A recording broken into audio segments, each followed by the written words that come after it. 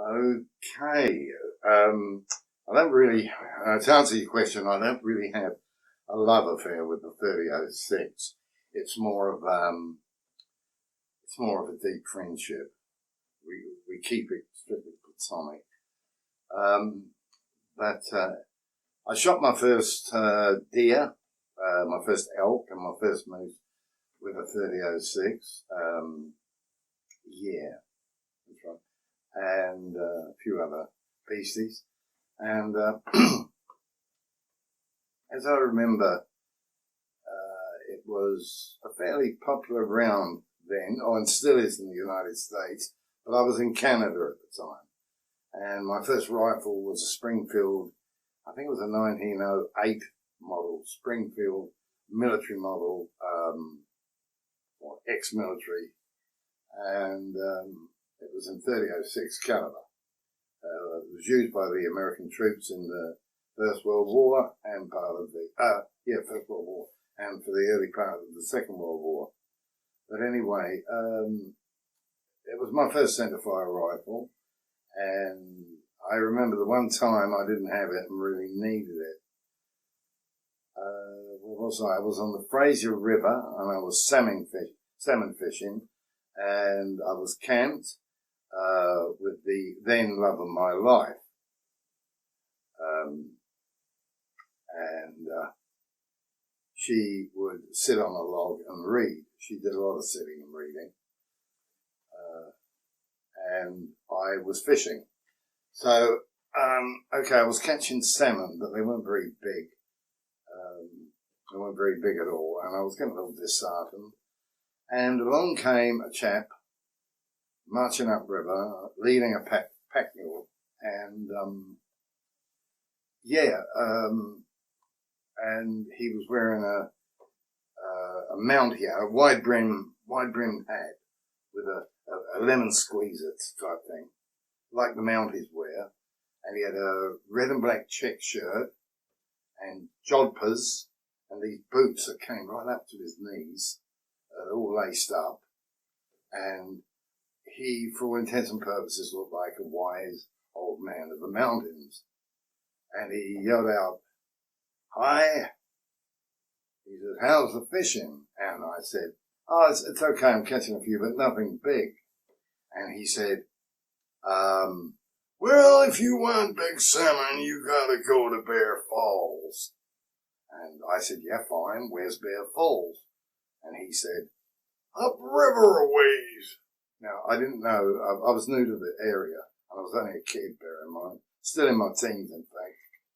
And I had no idea, in Canadian terms, where, British Columbia, or in British Columbian terms, how many miles, kilometres, yards, or metres there were in a ways.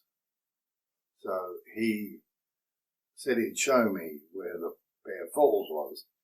So he tethered his mule, unloaded it, and then we went up river. And we only went round the first bend. This Bear Falls was only about a 200-metre walk, if that. And we crossed the river a little downstream from the falls. There was a sandbar, and it was easy to cross. It wasn't even knee deep. And we started walking up this trail,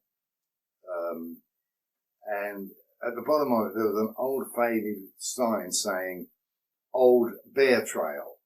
And so I said to this old wise man of the mountains, who was wise in all things, I said, "Is this where the bears used to come to feed on the salmon?" And he said, "Oh, they still do." And I was a little bit worried because I just had a fishing rod. And I said, "Well, I don't like the idea of bumping into a grizzly with just a fishing rod.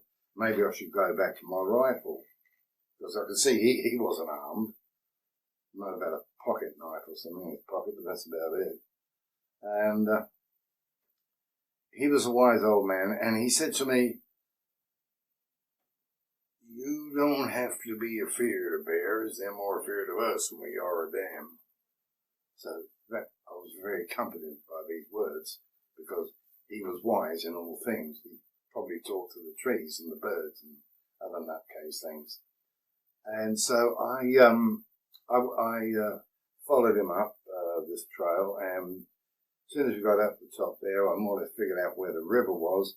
I'm walking across this tussock, and he was on my left. I remember he was on my left, this old guy, and I saw a brown thing, a hump, some 25, 30 meters away, and I was walking towards it because I was curious as to what it was.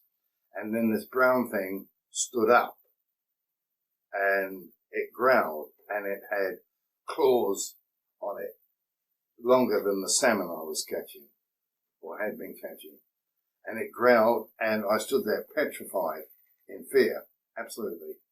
And this bear was really going to town. He was quite upset about getting disturbed.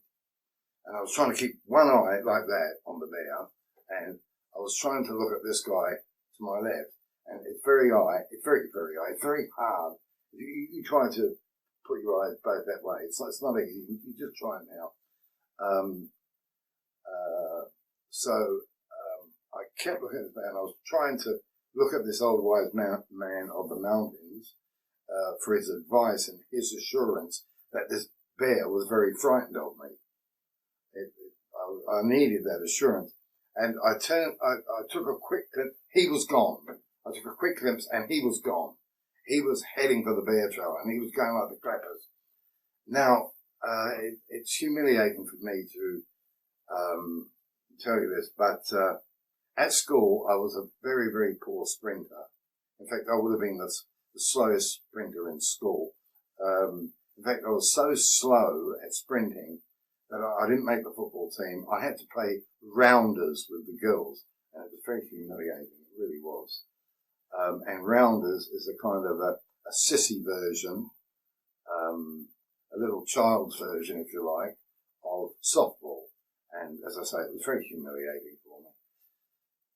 But he was gone, and I took off, and I passed him like a bullet, and I hit the river. I almost flew down the bear trail. I hit the river, and I swear, I didn't even touch, I don't think my feet even got wet crossing that river. And I was rushing towards my tent and to this fair love of my life who was sitting on a log reading the book. And I'm screaming, I'm puffing and trying to take breath, and I'm yelling out, bear, bear, bear. And as I ran past her to get to the tent, she looked up from her book, showed no concern whatsoever, and went back to reading. I dived into the tent, and I grabbed the sprinkler, I came out, I chambered around, and there was no bear. There was no bear at all. And then this old man of the mountains staggered in, and he flopped over, just hung over the other end of the log, and he was vomiting, he was throwing up, he was coughing, gasping, spluttering, breaking wind.